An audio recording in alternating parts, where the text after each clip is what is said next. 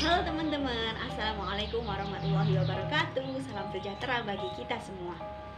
Yang saya hormati Bapak Jeki selaku dosen pengampu mata kuliah teori-teori sosiologi kritis dan teman-temanku sekalian yang menonton video ini. Sebelumnya izinkan saya memperkenalkan diri. Nama saya Okmi Krisania Tauhida dari Sosiologi 2019A dengan NIM 190405640006. Pada kali ini saya akan menjelaskan terkait dengan salah satu teori sosiologi kritis, yaitu terkait dengan teori kesadaran kelas dari George Lukács. Sebelum masuk pada pembahasan tentang teori, saya akan menjelaskan terkait dengan biografi George Lukács. Nah, George Lukács ini merupakan pemikir Marxisme yang paling berpengaruh pada abad ke-20. Beliau lahir pada 1885 di Budapest dan dari keluarga Yahudi.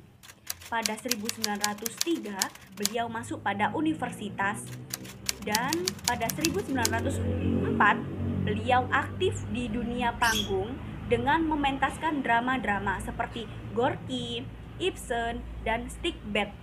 Pada tahun 1908 beliau bekerja pada salah satu majalah Nyugat Barat yang berperan dalam pembaharuan sastra Hongaria.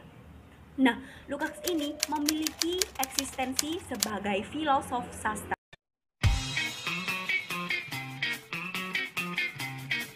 Nah, beberapa karya yang dihasilkan itu banyak sekali, yaitu sejarah perkembangan drama modern, jiwa dan bentuk-bentuk pada 1911, kemudian budaya estetik, teori roman, dan lain-lain. Nah, buku karya Lukács yang terkenal yaitu History and Class Consciousness atau HCC, yang kemudian menjadi teks paling dasar Marxisme Barat dan teori kritis pada 2003. Dalam buku tersebut, beliau menekankan peranan kesadaran kelas proletar sebagai subjek dialektika sejarah.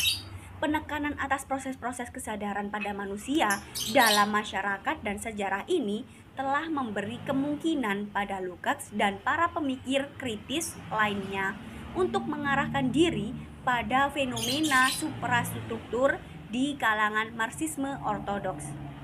Kemudian pada pembahasan selanjutnya yaitu terkait dengan Lukács dan pemikirannya. Pemikiran Lukács yang paling berpengaruh itu pada pemikir teori kritis seperti Horkheimer, Adorno, Habermas. Di antaranya itu terkait dengan reifikasi, wawasan totalitas, pengungkapan positivisme, dan sosiologi kontemplatif sebagai ideologi yang mengafirmasikan realitas palsu masyarakat borjuis, kesatuan antara teori dan praksis, teori revolusioner, dan tugas objektif sejarah. Nah, kita akan membahas terkait dengan beberapa di antara tersebut. Tidak semuanya ya, karena mengingat waktu saya dan teman-teman sekalian. Pada pembahasan selanjutnya yaitu terkait dengan reifikasi. Reifikasi dalam etimologis berasal dari kata res yang berarti benda. Yang dimaksud di sini adalah bahwa manusia, misalnya nih, buruh diperlakukan seperti barang-barang komoditas. Reifikasi adalah istilah kunci Lukács yang berarti apa yang sebenarnya merupakan hubungan antar manusia bebas kelihatannya seperti hubungan antara benda. Yang khas dari masyarakat borjuis di sini adalah bahwa semua hubungan antar manusia dikuasai oleh hukum pasar. Hubungan antara manusia dimengerti sebagai bentuk komoditi, barang untuk diperjualbelikan. Apapun nih, misalnya seperti kerjasama, cinta, pendidikan, rekreasi, atau produksi seni diperjualbelikan dan dapat dinilai menurut nilai jualnya. Seluruhannya ditentukan oleh hukum-hukum objektif pasar yang menurut kaum kapitalisme ini bersifat alami dan rasional. Nah, oleh sebab itu, hal tersebut bersifat abadi. Dengan demikian, hubungan antara manusia tidak lagi ditentukan oleh cita-cita pribadi, persahabatan, perhatian intelektual, kesamaan minat, atau oleh minat untuk berkomunikasi, melainkan oleh hukum pasar itu sendiri. Nah, menurut Lukács, apa yang dialami buruh tersebut itu merupakan sebuah nasib. Memang nasib buruh ya menjadi buruh seperti itu. Kemudian, lanjut pada pembahasan ideologi yang mengafirmasikan realitas palsu masyarakat borjuis. Ilmu manusia modern seperti sosiologi dan ekonomi, karena memakai pola pendekatan ilmu-ilmu alam, hanya mampu mendekati masyarakat secara kontemplatif. Jadi hanya sebatas diamati, diikuti, dan tidak diubah. Nah, di sini ilmu-ilmu sosial membenarkan bahwa masyarakat memang sudah seharusnya demikian. Realitas apapun yang terjadi dalam masyarakat memang seperti itu, cukup diamati dan diikuti saja. Seperti sebuah proses yang alamiah. Pandangan ini bagi Lukács merupakan sebuah perisai ideologis masyarakat borjuis yang merupakan perangkap kaum borjuis untuk mengafirmasikan realitas palsu mereka. Ideologi borjuis hanyalah suatu perjuangan mati-matian agar tidak sampai menjadi sadar akan hakikat sebenarnya masyarakat yang diciptakannya sendiri, agar tidak menyadari kedudukannya yang sebenarnya sebagai kelas-kelas. Borjuisasi begitu tertutup terhadap analisa mengenai keberadaan masyarakat. Karena kalau borjuasi ini mengakui keadaan yang sebenarnya, maka ia akan menjadi dirinya sendiri. Maka ia akan meniadakan dirinya sendiri. Perkembangan borjuasi ini ditandai oleh sebuah kontradiksi. Di satu pihak, di bawah borjuasi rasionalisasi, kehidupan manusia mencapai puncaknya. Namun di sisi lain, borjuasi semakin menguasai alam.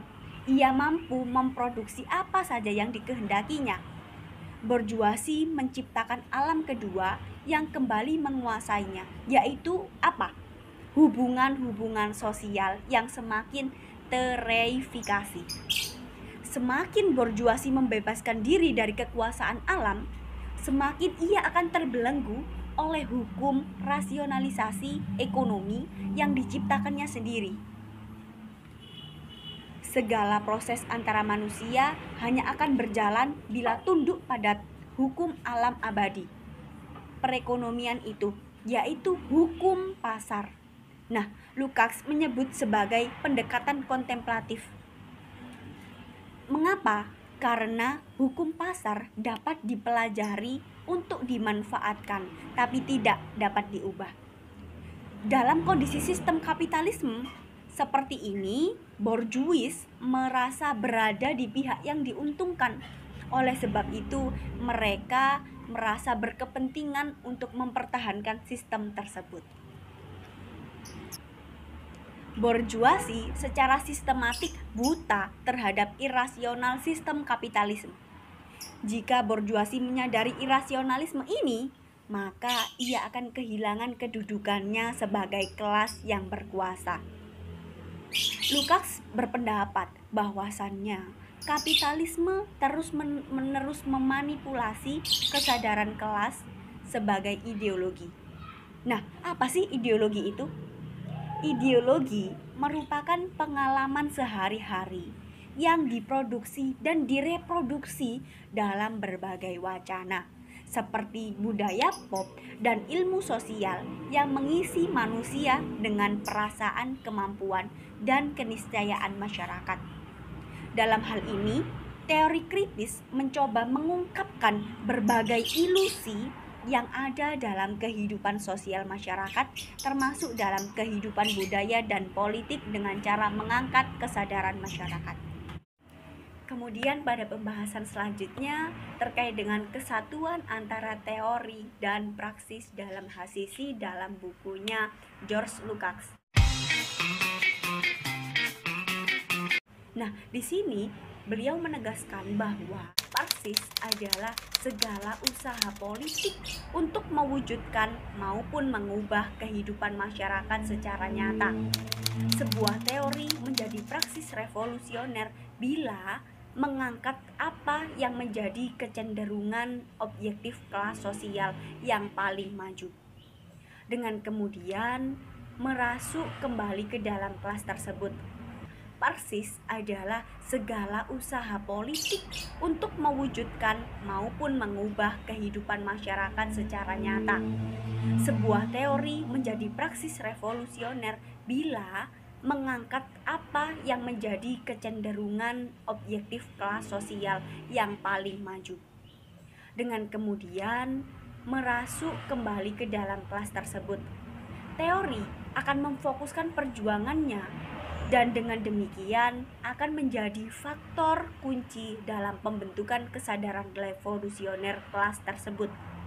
Sehingga ketika terbentuknya kesadaran revolusioner tersebut, terlihat bahwa antara teori kelas revolusioner terhadap hubungan dialektis ini mempunyai sebuah ikatan. Dengan rangsangan sebuah teori yang menjelaskan terkait dengan hakikat situasi, proletariat dapat menangkap situasi tersebut dan dengan demikian mencapai kesadaran kelas yang sebenarnya. Tanpa teori revolusioner, kesadaran revolusioner yang secara potensial ada dalam diri proletar sebagai kelas yang tertindas tidak akan menjadi sebuah kekuatan yang dapat dipraktekkan. Karena itu, menurut Lukács, tidak ada jalan otomatis menuju ke arah terbentuknya masyarakat yang sosialis. Sosialisme terbentuk jika teori revolusioner menyatu dengan kelas yang secara potensial revolusioner dan dapat membawa pada sebuah tindakan menuju tercapainya sebuah perubahan. Dinamika sejarah dan kesadaran kelas yang tertindas menyatu sehingga muncullah kesadaran akan adanya dominasi dalam realitas tersebut. Mungkin itu saja yang dapat saya sampaikan. Kurang lebihnya saya mohon maaf apabila ada tutur kata atau bahasa yang kurang sopan. Mohon maaf yang sebesar-besarnya. Wassalamualaikum warahmatullahi wabarakatuh.